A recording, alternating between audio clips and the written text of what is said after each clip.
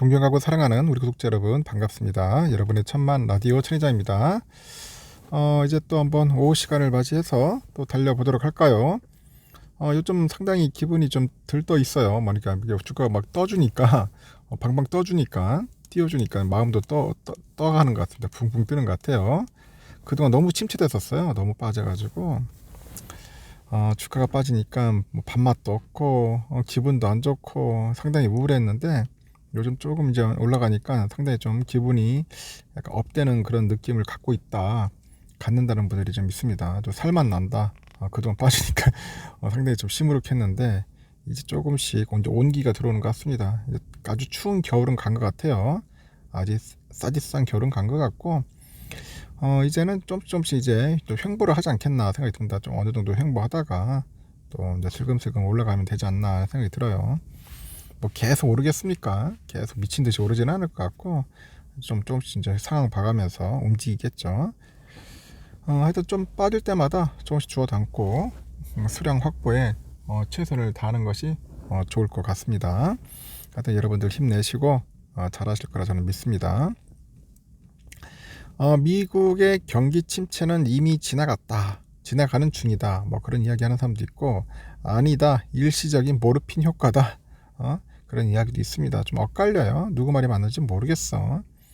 뭐 주식 전문가라고 해봐야 다 틀리니까 맞히는 사람이 거의 없습니다. 일단은 그 미국 증시에 대한 전망이 크게는 엇갈리고 있습니다. 한쪽에서는 뭐 이미 우려했던 경기 침체가 끝나가고 있다. 그런 희망적인 메시지가 나오는 반면에 다른 쪽에서는 일시적인 고용, 소비자 물가지수, 그리고 기대 인플레이션 호조가 미국 경제 경착륙 우려를 일시적으로 낮추는 것이다. 뭐 그런 분석도 있습니다. 일시적이다. 그런 이야기지. 그래서 누구 말이 맞는지는 모르겠어요. 하여튼 각각 내놓는 분석이 좀 달라요. 이베스트하고 대진증권이 한번 9일날 미국 증시의 현지수에 대한 분석 리포트를 내놨습니다. 이베스트에서는 그 미국의 증시가 연초 내내 부진하다가 주 후반에 강세로 마감을 했는데 그 배경에는 뭐가 있냐? 둔화하고 있는 고용 데이터 그리고 임금 상승률 예상치 하회에 따른 긴축 부담 완화가 있다. 긴축 부담 완화가 있다. 더 중요한 그림은 사실 경기 침체가 끝나가고 있다는 것은 아닌지 한번 고민해봐야 한다. 그런 겁니다. 고민해봐야 한다.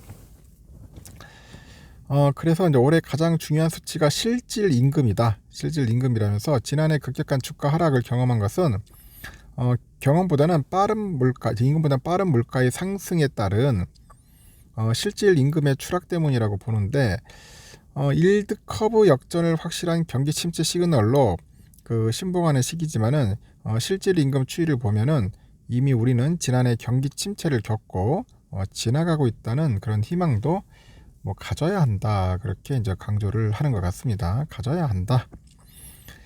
그래서 산테장은 그래요. 미국 CPI에서 43%를 차지하고 있는 주거비용, 이 주거비용이 가파른 둔화 추세를 보이고 있다고 이제 분석을 해요. 여기에 또 미국 연방준비제도의 금리 인상 그 레벨이 남아있다고는 하는데 이미 5%의 금리 인상을 현재 반영하고 있음을 고려한다면은 금리 인상에 따른 그 충격은 이미 사라져가고 있다고도 보는 것 같습니다. 이미 사라져가고 있다. 그래서 주택 비용 둔화에 의해서 물가의 가파른 하락이 담보되면은 대래 하반기에는 금리 레벨이 더 낮아질 수 있다는 그런 여지가 있다고 덧붙이는 것 같아요. 일단은 고강도 긴축을 반영해왔던 미국의 그 달러화가 둔화되는 것만으로도 전 세계 외환 보유액은 다시 이제 증가할 수 있어요. 지금 외환 보유액은 경상수지, 뭐 외국인 직접 투자, 단기 투기 포지션 등으로 이제 변화할 수가 있어요. 그래서 이는 글로벌 수요 회복의 그 가늠자다. 이 가늠자라고 완전 짚어내는 것 같습니다.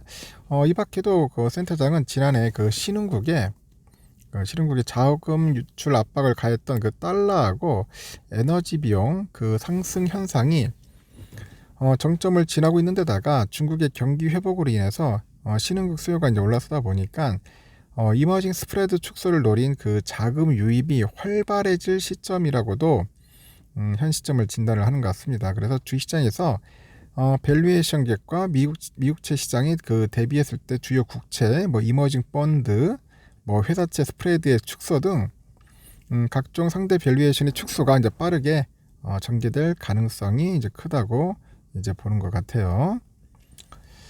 대신증권에서는 그 다우하고 S&P 500, 그 나스닥 등 미국 주요 지수의 그 1월 증시 평균 수익률을 보니까 1월 효과가 전무한 만큼 낙관론이 힘을 받지 못하고 있다고 평가를 하네요. 수요 둔화에 직면한 테슬라나 뭐 애플 등 대표적인 그런 성장주의 그 주가 부진이 뚜렷했고, 그 높은 인플레이션과 연준의 통화긴축 수순의 그 불확실성 여전하다는 겁니다. 아직까지 불확실하다.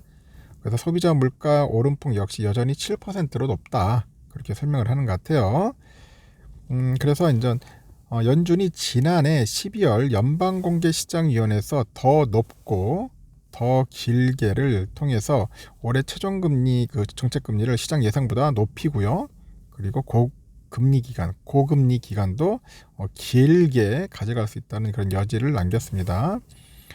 이번에는 그 지난해 4분기 실적 시즌을 맞으면서 실적 악화란 그 우려가 증시를 짓누를 것이라고 봅니다.